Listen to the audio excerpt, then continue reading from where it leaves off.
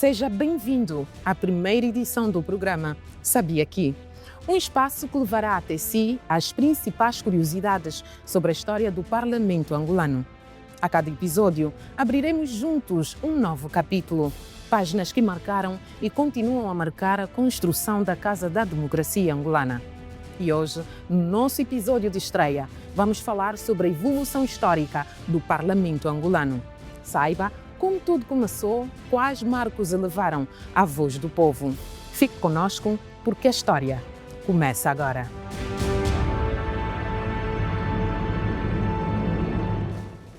Sabia que o Parlamento angolano já teve 3 designações ao longo da história da sua evolução? Após a proclamação da independência nacional, a 11 de novembro de 1975, nasceu o Conselho da Revolução, o primeiro órgão com funções legislativas do novo Estado angolano. O órgão supremo do poder do Estado foi presidido por Antônio Agostinho Neto, que acumulava também as funções de Presidente da República e do Partido MPLA. Perante a África e o mundo, a independência de Angola. Eu venho falar, meu irmão, de um tempo de paz, de um tempo sem dor, sem ódio nos olhos, sem armas na mão. O povo na rua, qualquer seja a cor, festeja a sorrir a completa união. Cabinda, Cunene, mãos dadas, Angola, Angola no coração.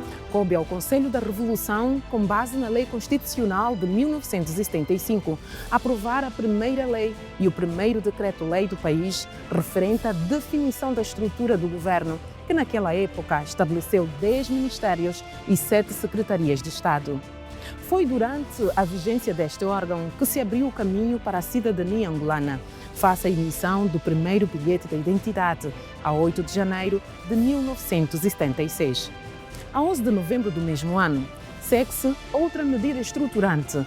Era criada a primeira moeda nacional pós-independência, com a entrada em circulação do Kwanza, nome inspirado no maior rio de Angola.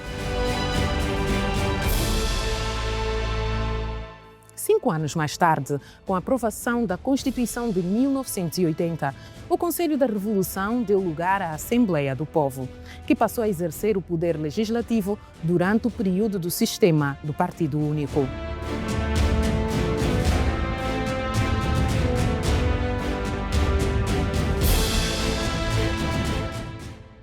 Na Assembleia do Povo, transita-se para o Parlamento, com representação popular, passando a cumprir as 3 funções clássicas dos parlamentos: a de legislar, fiscalizar e representar.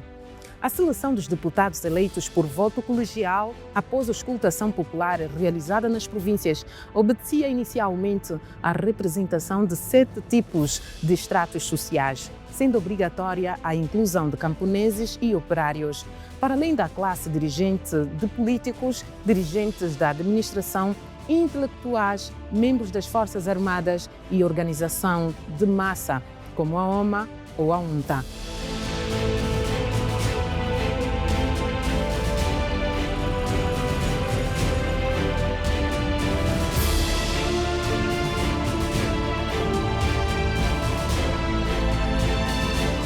O que nós queremos é que os operários e os camponeses tenham o poder e não a burguesia.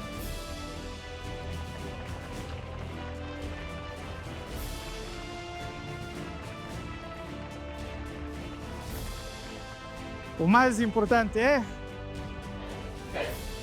a luta.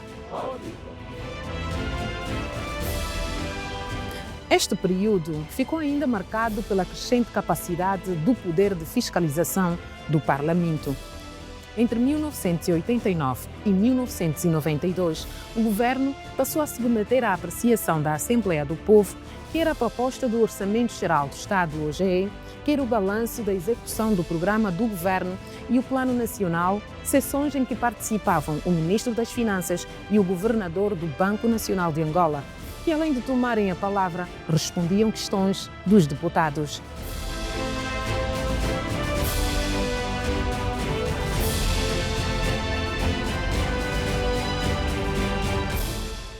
A paz e a guerra eram constantes na agenda da Assembleia do Povo. Foram assinados vários acordos e realizadas várias rondas de negociação até o calar das armas, inicialmente alcançado com a assinatura dos acordos de Bessesse em maio de 1991, em Portugal, que estabelece a paz, mas também o fim do Partido Único, lançando as bases para a Angola multipartidária dos dias de hoje. Ao longo dos 12 anos da sua existência, a Assembleia do Povo foi presidida pelo Presidente da República à data da sua vigência, José Eduardo dos Santos.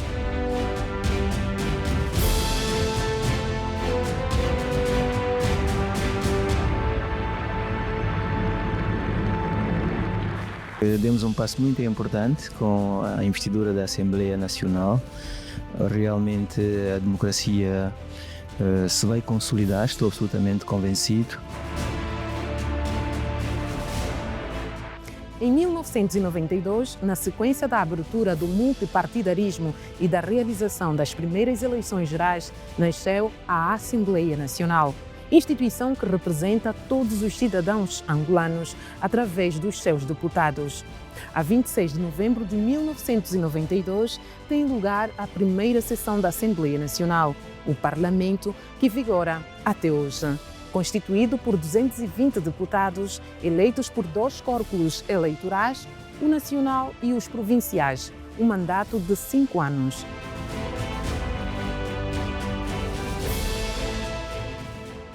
Todo este quadro foi possível graças aos esforços que culminaram com a assinatura dos acordos de paz de 31 de maio de 1991, permitindo assim pôr em marcha o processo de transição e introduzir paulatinamente os elementos da Segunda República num regime multipartidário, obedecendo aos princípios que regem um Estado democrático e de direito.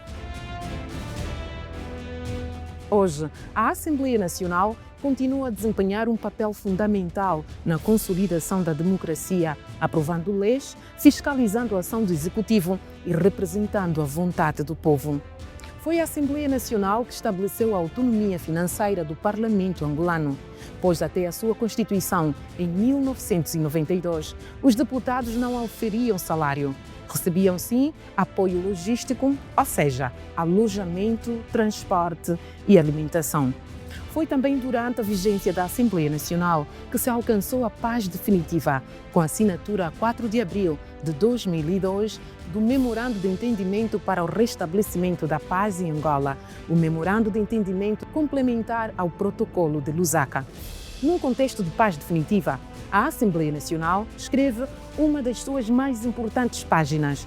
A 21 de janeiro de 2010, aprova a Lei Suprema da República de Angola, a Constituição da República de Angola, a qual, revista em 2021, Lei nº 18/21, estabelece Angola como um Estado democrático de direito, definindo a estrutura dos órgãos de soberania, o catálogo de direitos fundamentais e as garantias dos cidadãos.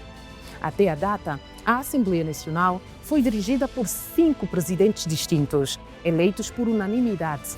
O primeiro, Fernando José de França Van Dunen, seguindo-se Roberto Antônio Vítor Francisco de Almeida,